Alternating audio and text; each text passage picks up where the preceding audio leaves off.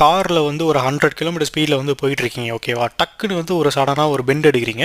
அப்படி எடுக்கும்போது உங்கள் கார் வந்து 2 விஷயத்த பண்ணணும் ஓகேவா. ஃபர்ஸ்ட் விஷயம் என்ன அப்படின்னா வந்து ஒரு சைடு வந்து டிப் ஆகும் ஓகேவா, இன்னொரு சைடு வந்து டிப் ஆகும், இன்னொரு சைடு வந்து மேலே வந்து லிஃப்ட் ஆகி ரோல் ஆகி கீழே விழுந்துடும் ஓகேவா.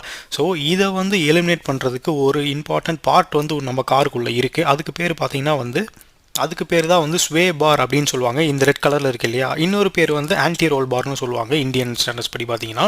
ஸோ இது பார்த்தீங்கன்னா 2 சஸ்பென்ஷனுக்கு நடுவில் வந்து கனெக்ட் ஆகிரும். இங்கே நீங்கள் பார்க்கலாம், அப்படியே சொல்லியிருந்தேன் இல்லையா, ஒரு இடம் வந்து லிஃப்ட் ஆகும், இன்னொரு வந்து டிப் ஆகும் அப்படின்ட்டு. இந்த ஸ்வே பார் என்ன பண்ணும் அப்படின்னா வந்து பெண்ட் எடுக்கிற டைமில் இது வந்து ட்விஸ்ட் ஆகும். இந்த நடுவில் இருக்க ஸ்வே பார் ட்விஸ்ட் ஆகி என்ன பண்ணும் அப்படின்னா